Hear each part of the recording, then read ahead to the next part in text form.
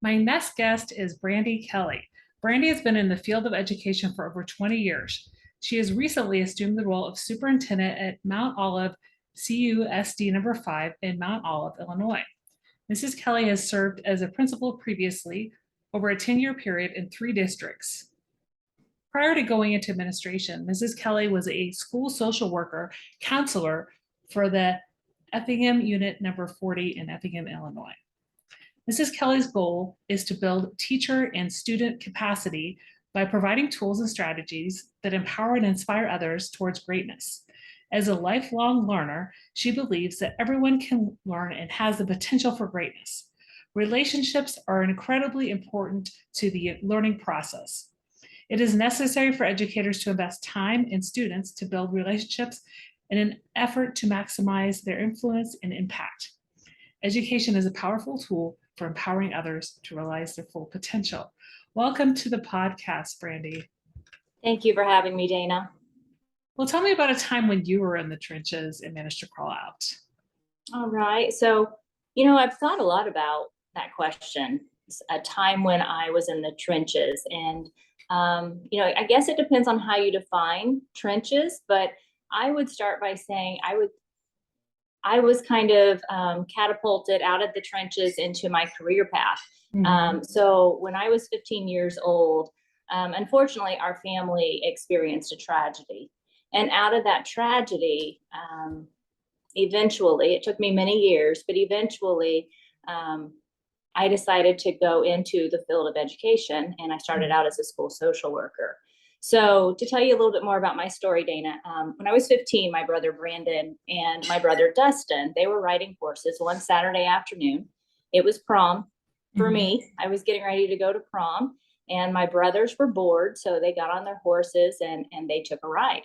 Well, unfortunately, that afternoon, it was raining. It was a May day, and they decided to ford a creek.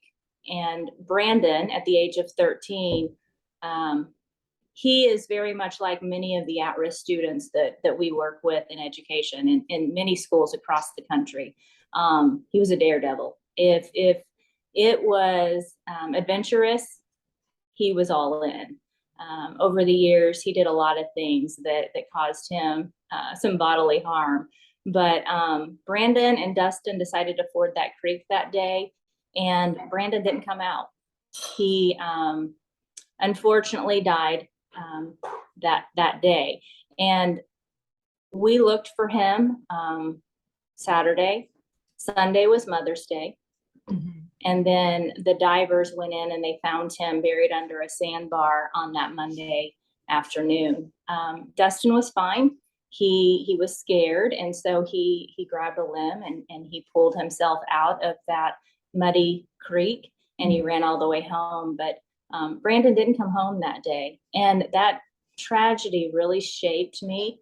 And I would say that was a time when I was in the trenches. Our family dealt with that tragedy. It was a grief experience that I have been able to use in my career as an educator, as a school social worker, and now as an administrator to help many families who have dealt with adversity themselves. You told me in the pre-chat that you use a quote, "The bumps are what we climb on." Yes, absolutely. I fully believe that. I feel like I'm a Christian individual, and I believe that, God has a plan and a purpose for our lives. And sometimes those unfortunate events in our life give us experience to help other people come out of their own adversity and their own difficulties in life. And so I believe that with my whole heart, that the bumps are what we climb on, and we have choices in this life. We can choose to be bitter, or we can choose to use our experiences and our hardships to help those around us. And that's what I try to do in my career as an educator.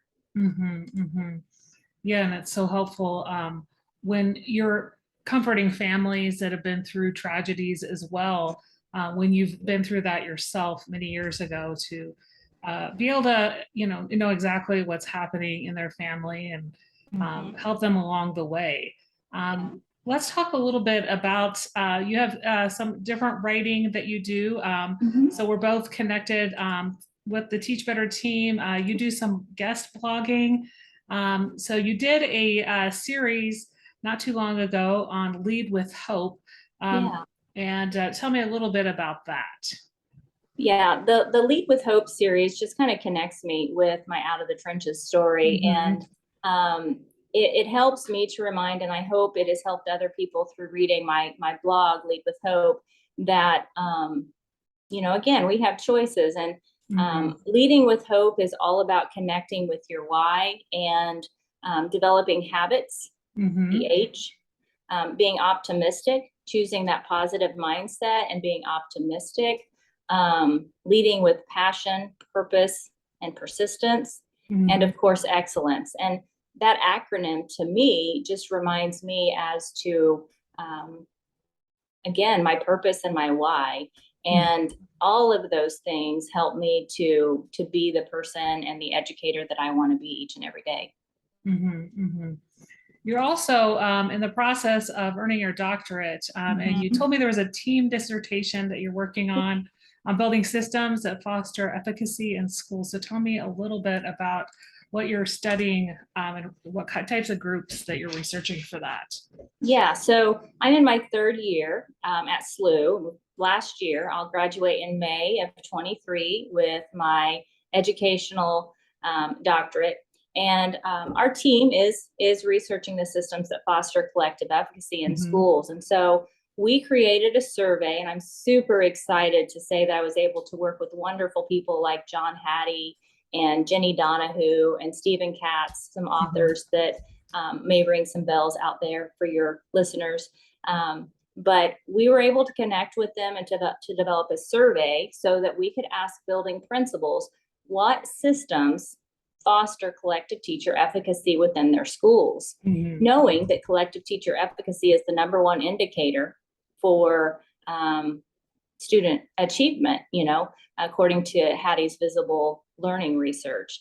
And so right now we are in the process of compiling those statistics and determining what systems foster that collective teacher efficacy in schools. What are the barriers and the obstacles? Mhm. And we will be publishing that dissertation later in the spring of 2023. So it's a work in progress right now, but we're really excited about our work, very proud of our work, and it has definitely been a labor of love. Mhm. So are there other leaders at your school district that you're doing this together with? So not at my school district, but I do have two individuals that are on my dissertation team. Okay. Kathy Molina, she is at the Brentwood School District in Missouri, Mhm. and then Ed Draper, and he is at St. Genevieve. And so Mhm. we are working on this collaboratively. Okay, okay. That's a new concept for me, having completed my doctorate a few years ago, but I know it can be done, and it's great to be able to, work on research with other people, especially who are in a different state and, have a different experience in their district. Yeah. So you also use that Lead with Hope in a presentation that you give to staff, and tell me a little bit about what that encompasses. Yeah. So since I have started blogging with Teach Better, I have been in two different school districts. I was Mhm. at Sangamon Valley Middle School. And whenever I started there, that was kind of one of the first presentations I did with staff. And Mhm. I think it's really important to help teachers, staff, educators ground themselves in their why. And so Mhm. I utilize that presentation in an effort to do that, help them connect with their why. And then that helps them to build those systems, processes, and structures to maximize their potential. And I think Mhm. that's what this work is all about. Mhm. And this is something that would be often given at the beginning of the school year, or just kind of like, yeah, reconnecting. And I think something Mhm. I've written about as well is just that, it can change. Your why changes throughout your career, especially when you're having, these past couple of years have been a little turbulent. So realizing, that it could be going into a different type of role in education. It could be leaving the education field altogether for some people. So, yeah, I think that it's important to remember that changing and growing are synonymous terms. And as we evolve and change and grow, yeah, I completely agree with you, Dana. Our whys can change, and the systems and structures, the habits, if you will, that you employ may change along the way as well.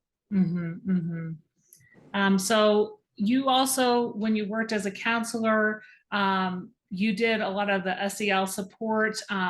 And we're looking, we're doing that more now in the past 3 years. But you were a counselor several years back. So was that a new initiative at your district? And how did you come up with that, or did you use a program? Yeah, so as I've started my superintendency at Mount Olive School District, we were fortunate enough to be awarded the community partnership grant from CUSD. And so, just like anything else, the SEL supports have evolved and changed, and there have been a lot of changes in education over my 20 years. But the thing that I'm excited about right now, and probably the most proud of right now, is the fact that along with Lead with Hope and these SEL interventions and this community partnership grant, many educators now, their mindsets have changed and they're open to providing these SEL supports on a more foundational basis. And so just being open to exploring things, taking risks, trying new things to support our students, I think is so important in education. And right now we have a great group of educators at Mount Olive School District that are willing to do that. So right now we are looking at working with SIU Medicine. We're going to do a needs assessment this fall and kind of get some baseline data on the needs of our student population 6 through 12. And then following that, we're gonna start implementing a screener to kind of screen for behavioral mental health needs. And I'm excited about that. I've never been able to do that before in my career, either as a social worker or an administrator. And then from there, we're going to utilize our supports. And as you well know, those supports are varied, and they're it's vast. There's so many things that we can do. But as you said in my bio when you were introducing me, the most important thing is the relationships that we establish with our teachers. And I think right now, coming out of COVID, what is most important to remember is many individuals, not just students, they're craving that human connection, that sense of belonging. And I think that is the most powerful and impactful tool we have as educators, is the relationships. Yeah, and that's, I think, where we all need to lead, or lead in the classroom from, or just forming those relationships. You also have on your website, you talk about the Win Time book study. So I've experienced using something called Win Time in literacy in elementary school, but tell me what Win Time book study is about. Yeah, so that is a book that I came across when I was at Sangamon Valley Middle School. And Win is about creating, it's RTI essentially is what it is, but it's finding a time where you are providing for students what they need, what I need. And what we did, as I introduced Win Time, and we did put it in our schedules. So the teachers at Sangamon Valley Middle School incorporated that in their schedules last year, actually. And we created interventions, whether it was social, emotional, or academic, whatever the students needed. And we were able to provide for those needs in small groups. And the book study was more asynchronous than anything else. But I wanted to encourage teachers to read it and to open up their minds. And then from that, they really bought into that idea and wanted to give it a try. And I love that idea of trying something new, taking risks, failing forward. Sometimes you have to fail in order to make progress. But I think that was a successful venture that we did as a school together. And like I said, we built that into our schedule, and it's a work in progress, but I think it's worthwhile to provide what each student needs. Not an easy task, but definitely a worthwhile endeavor. Well, we've talked a lot about your experience growing up, how that affects how you work with families, your writing, and your dissertation topic. Out of everything we've discussed today on the podcast, what's one thing you'd like listeners to remember?